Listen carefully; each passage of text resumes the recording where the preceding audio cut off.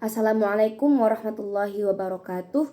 Perkenalkan, nama saya Asila Arasy dari kelas 4 PAIA, NIM 2314010009, Prodi PAI Fakultas Tarbiyah dan Keguruan UIN Imam Bonjol Padang. Dalam hal ini akan memenuhi tugas video pembelajaran tafsir Tarbawi dengan judul Konsep Pendidikan Menurut Quran Surat Al-Jumu'ah ayat 9 sampai dengan 11. Ayatnya yang berbunyi, A'udzu billahi minasy syaithanir rajim. Bismillahirrahmanirrahim. Ya ayyuhalladzina amanu idza nudiya lis-sholati min yaumil jumu'ati fas'au ila dzikrillahi wa dzarul bai'. Dzalikum khairul lakum in kuntum ta'lamun. Fa idza qudiyatis sholatu fantashiru fil ardi wabtaghu min fadlillahi wadhkurullaha katsiran la'allakum tuflihun. Wa idza ra'aw tijaratan aw lahwan faddu ilaiha wa tarakuka qa'ima. Qul ma indallahi khairum minal lahwi wa minat tijarah wallahu khairur raziqin. Shadaqallahul azim. Yang artinya, wahai orang-orang yang beriman, apabila telah diseru untuk melaksanakan sholat pada hari Jumat, maka segeralah kamu mengingat Allah dan tinggalkanlah jual beli, yang demikian itu lebih baik bagimu jika kamu mengetahui. Apabila sholat telah dilaksanakan, maka bertebaranlah kamu di bumi, carilah karunia Allah, ingatlah Allah sebanyak-banyak agar kamu beruntung. Dan apabila mereka melihat perdagangan atau permainan, mereka segera menuju kepadanya, dan mereka tinggalkan engkau Muhammad telah berdiri berkhutbah. Katakanlah, apa yang ada di sisi Allah lebih baik daripada bermain dan perdagangan, dan Allah pemberi rezeki yang terbaik. Maha benar Allah dengan segala firman-Nya. Adapun arti perkataannya yaitu yang tidak diketahui, nudi, diseru, lis-shalah, untuk menunaikan salat, fas'au, maka berjalanlah, zikri, mengingat, wadharu, tinggalkan, bai'a, jual beli, ta'lamun, mengetahui, qudiyat, telah diselesaikan, fantashiru, maka bertebaranlah kamu, wabtaghu, dan carilah, fadli, karunia, tuflihun, beruntung, ro'au, melihat, tijarah, perniagaan, lahwah, permainan, anfaddu, menuju, wataroku, dan mereka meninggalkan, qa'imah, berdiri.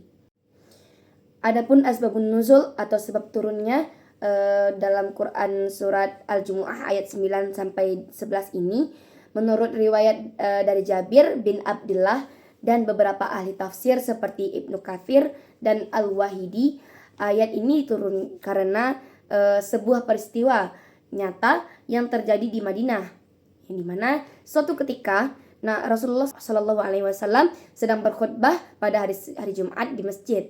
Tiba-tiba datang rombongan dagang dari negeri Syam yang membawa barang-barang dagangan sambil menabuh rebana atau hiburan.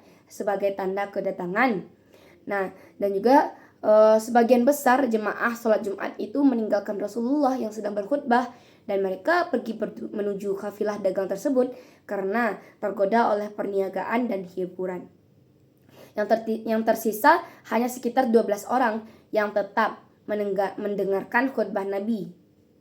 Nah, peristiwa inilah yang menjadi latar belakang turunnya dari ayat 9 sampai 11 Quran surat Al-Jumu'ah ayat 9-11 ini sebagai peringatan keras terhadap umat Islam agar lebih mengutamakan perintah Allah dan ibadah daripada kesenangan duniawi. Selanjutnya, penafsiran dari ayat Quran surah Al-Jumu'ah ayat 9-11 ini berdasarkan tafsir Ibnu Katsir, itu pada ayat 9 Ibnu Katsir menjelaskan bahwasanya ayat ini merupakan perintah untuk menghadiri sholat Jumat dan mendengarkan khutbah. Jadi ketika azan untuk sholat Jumat dikumandangkan, wajib bagi setiap laki-laki mukmin yang balik dan berakal untuk menghadiri dan meninggalkan kegiatan aktivitas dunia seperti jual beli, permainan dan lain-lain sebagainya. Dalam katanya yaitu fas'au ila dzikrillah, bersegeralah kepada mengingat Allah. Nah, selanjutnya itu dimaknai oleh Ibnu Katsir sebagai perintah untuk menghadiri khutbah Jumat dan salat bukan sekedar berjalan cepat, tetapi dengan semangat dan kesiapan hati.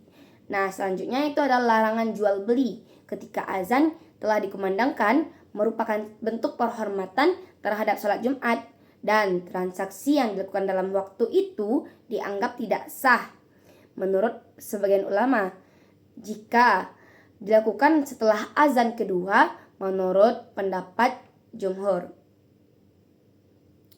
Selanjutnya yang kedua itu pada ayat 10 setelah salat Jumat selesai, Allah memberikan kebebasan kepada kaum muslimin untuk kembali menjalankan aktivitas duniawi seperti berniaga atau bekerja selama tetap mengingat Allah.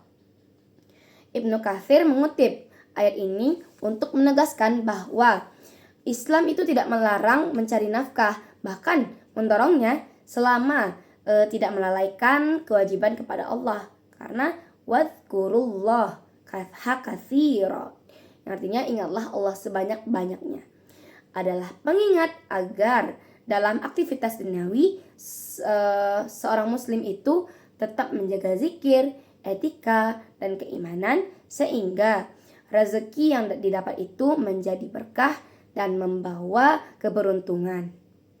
Selanjutnya pada ayat 11 itu Ibnu Katsir menjelaskan bahwasanya ayat ini turun terkait dengan peristiwa yang ketika Nabi Muhammad SAW sedang berkhutbah, lalu datang kafilah dagang dari Syam atau Suriah. Nah, para sahabat itu berlarian menyambutnya sehingga tersisalah 12 orang yang tetap mendengarkan khutbah Nabi. Jadi ini menunjukkan bahwasanya dahulu itu umat Islam pun diuji antara memilih dunia atau akhirat. Dan Allah mengingatkan bahwa apa yang ada di sisinya itu pahala, petunjuk, dan rahmat itu lebih baik daripada hiburan dan perniagaan. Nah, jadi pada kalimat wallahu khabirur raziqin, yang artinya pelajaran bahwa rezeki itu tidak semata datang dari usaha, tetapi juga dari Allah, maka ketaatan kepadanya tidak akan membuat miskin. Nah, selanjutnya nilai-nilai pendidikan dari Quran Surat Al-Jumu'ah ayat 9-11 itu yang pertama nilai pendidikan spiritual, yang dimana pada ayat 9 menekankan pentingnya mengingat Allah melalui salat Jumat. Jadi makna pendidikannya itu mendidik peserta didik untuk memprioritaskan ibadah dan menjadikan kegiatan spiritual sebagai fondasi utama dalam hidup. Nah, implementasinya menumbuhkan kesadaran beragama, terus juga kedisiplinan ibadah dan kecintaan terhadap masjid. Nah, yang kedua ada nilai pendidikan, disiplin, dan ketaatan dalam ayat 9, ini mana makna pendidikannya itu mendidik siswa untuk taat terhadap aturan, baik itu dalam aturan agama maupun sosial. Ketika waktu ibadah tiba, maka kegiatan duniawi itu harus ditinggalkan. Nah, implementasinya itu seperti melatih ketaatan, kedisiplinan waktu, dan memahami skala prioritas dalam kehidupan. Selanjutnya, itu ada nilai pendidikan sosial dan ekonomi Islami pada ayat 10. Yang dimana memperbolehkan manusia kembali berusaha setelah ibadah. Nah, jadi makna pendidikannya itu Islam tidak memisahkan antara dunia dan juga akhirat.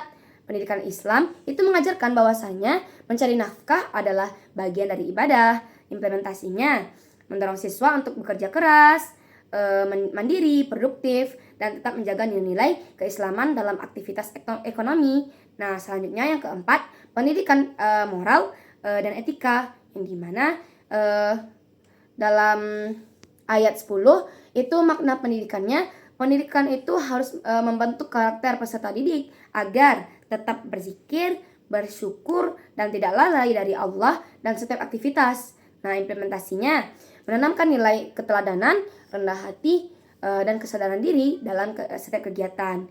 Nah, selanjutnya yang kelima itu ada nilai pendidikan kritik sosial, yang dimana mereka segera menuju kepadanya, meninggalkan engkau Nabi Muhammad yang sedang berdiri berkhutbah dalam ayat 11. Nah, jadi ini mengkritik perilaku yang lebih mementingkan dunia dan daripada ilmu dan bimbingan Nabi Muhammad SAW. Nah, implementasinya itu mendidik siswa agar menghargai ilmu dan menghormati guru dan tidak terpedaya oleh kesenangan duniawi. Selanjutnya, itu ada nilai pendidikan tauhid dan keyakinan kepada Allah. Nah, yang dimana pada ayat 11 itu menjelaskan bahwasanya menanamkan bahwa Allah adalah sumber dari segala kebaikan dan rezeki, bukan semata usaha manusia saja. Nah, implementasinya itu membina akidah yang kuat, kepercayaan terhadap qada dan qadar, serta keikhlasan dalam belajar dan juga bekerja.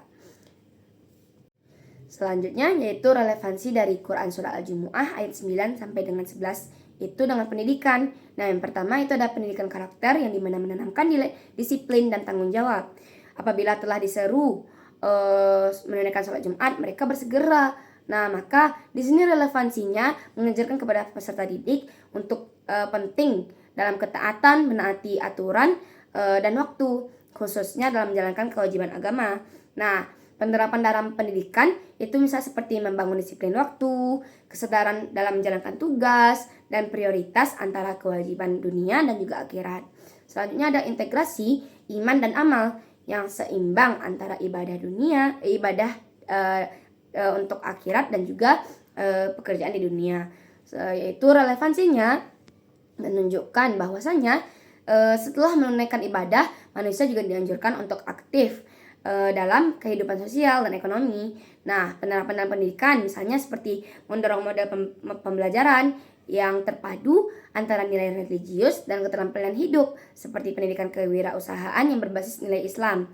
Nah, selanjutnya itu ada penguatan akhlak dan spiritual yang dimana pada ayat 10 ini mengajarkan pentingnya menjaga zikir, akhlak, dan kesadaran spiritual dalam segala aktivitas. Jadi penerapan dalam pendidikan itu misalnya seperti menekankan pendidikan akhlak dan pembiasaan amal soleh di sekolah seperti membaca zikir, menjaga kebersihan, kejujuran, dan amanah. Selanjutnya itu ada penghormatan terhadap ilmu dan juga guru. Nah, jadi pada ayat 11 itu dijelaskan bahwasanya dari peristiwa Nabi tadi menunjukkan bahwasanya banyak godaan dunia yang mengalihkan perhatian dari ilmu dan juga bimbingan Nabi. Jadi penerapan dalam pendidikan itu menumbuhkan sikap hormat terhadap guru dan juga menghargai proses pembelajaran. Jadi kita harus mengikuti pembelajaran itu dengan seksama dan juga melihat bagaimana guru itu mengajar dan menjauhi dari sikap acuh dan tak acuh atau lalai. Selanjutnya itu ada pendidikan ekonomi Islami yang dimana rezeki itu dari Allah, bukan sekedar dari usaha. Nah, jadi relevansinya itu menanamkan keyakinan bahwasannya usaha mencari nafkah itu harus disertai dengan keimanan dan tawakal kepada Allah, yang dimana penerapan dalam pendidikan itu mengajarkan bahwasanya kerja keras dan tawakal itu harus berjalan beriringan karena membentuk generasi yang produktif namun tetap harus religius. Mungkin sekian yang dapat saya sampaikan, semoga membantu. Billahi taufik wal hidayah. Assalamualaikum warahmatullahi wabarakatuh.